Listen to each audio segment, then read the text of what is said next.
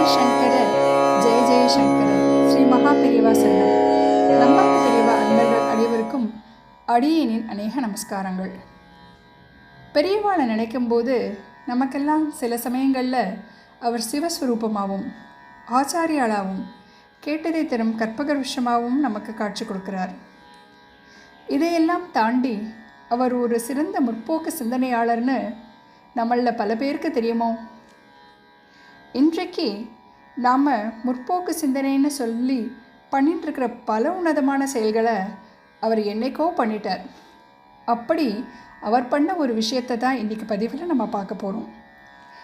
நிகழ்ச்சிக்கு போகிறதுக்கு முன்னாடி நம்மாத்த பெரியவா சேனலை சப்ஸ்கிரைப் பண்ணாதவா சப்ஸ்கிரைப் பண்ணிக்கோங்க. பெல் ஐக்கன் கிளிக் பண்ணி லைக் பண்ணி ஷேர் பண்ணி கமெண்ட் பண்ணுங்க. ஆதரவற்ற குழந்தையை அன்பு காட்டி வளர்த்தால் 100 அஸ்வமேக யாகம் செய்வதற்கு சமானம். சொன்னது யார் தெரியுமோ? சாக்ஷாத் நம்ம பெரியவா தான். காஞ்சி பெரியவர் தரிசனத்துக்கான பக்தர்கள் வரிசை விறுவிறுவென்று நகர்ந்து கொண்டிருக்கிறது. ஒரு தம்பதி தீர்த்த பிரசாதம் வாங்கி கொண்டிருந்த போது நகர்ந்து கொண்டிருந்த வரிசை சற்று தடைப்பட்டது. காரணம், அந்த தம்பதி தனித்த குரலில் பெரியவாளிடம் தங்கள் கோரிக்கையை முறையிட்டு கொண்டிருந்தார்கள். கணவருக்கு வயது 40, மனைவிக்கு 35 இருக்கும். எவ்வளவோ வேண்டுதல்களை நிறைவேற்றும் பற்பல மருத்துவ பரிசோதனைகளை மேற்கொண்டும் அவர்களுக்கு இதுவரை குழந்தை பாக்கியம் கிட்டவில்லை. தங்களுக்கு குழந்தை வேண்டும் என்பது அவர்களின் வேண்டுதல். பெரியவா உடனே, ஆக சுதானந்தம் வேண்டும் என்று ஆசைப்படுகிறீர்கள் இல்லையா என்றார். சுதா என்றால் குழந்தை. மழலை சொல் கேட்டும் அதன் விளையாட்டுகளை பார்த்தும் கிடைக்கின்ற ஆனந்தத்திற்கு சுதானந்தம் என்று பெயர். குழலினிது யாழினிது என்பர் தம் மக்கள் மழலை சொல் கேளாதோர் என்று திருவள்ளுவரும் சொல்லியிருக்கிறாரே என்று சொல்லிவிட்டு கலகலவென்று சிரித்தார் பெரியவர். ஒரு குழந்தையை சிரிப்பது போல இருந்தது அவரது சிரிப்பு. சற்று நேரம் அவர்களை காத்திருக்குமாறு பணித்தார் பெரியவா. வரிசை நகர்ந்தது. வரிசையில் ஒருவர் 3 மாதமான பச்சிளம் குழந்தையை பாதுகாப்பாக கையில் ஏந்தி வந்து கொண்டிருந்தனர்.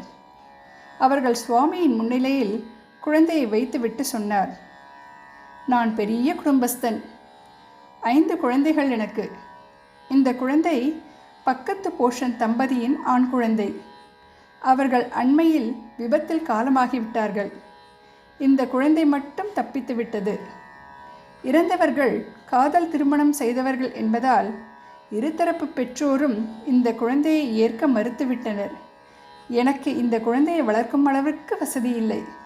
சுவாமிகள் தான் இந்த பிரச்சனைக்கு தீர்வு சொல்ல வேண்டும் என்றார்.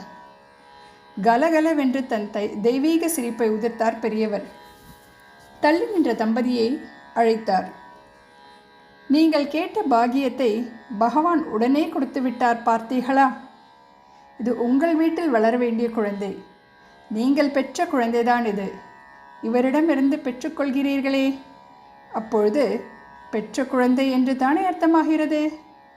எங்கோ பிறந்து இன்று நீங்கள் என்னை தேடி வந்த நேரத்தில் சரியாக இது உங்களை நாடி வந்திருக்கிறது.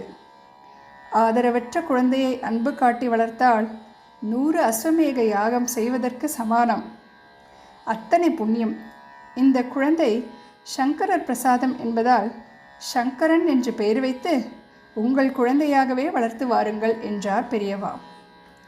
தொடர்ந்து பேசிய பெரியவர், சங்கரன் என்று பெயர் வைத்தாலும் கூப்பிடும்போது சங்கு என்று கூப்பிடுவார்கள் தெரியுமோ? விஷ்ணுவின் கையில் சங்கு உள்ளது அல்லவா? சைவ வைஷ்ணவ ஒற்றுமை எப்படி இயல்பாக நடந்து விடுகிறது பாருங்கள். மறுபடியும் நகைத்தார் பெரியவர். குழந்தையை கொடுத்தவர் விழிகளிலும் பெற்றுக்கொண்டவர் விழிகளிலும் கண்ணீர் திரையிட்டது. ஹரஹர சங்கர ஜெய ஜெய சங்கர ஸ்ரீ மகா பெரியவா சரணம்.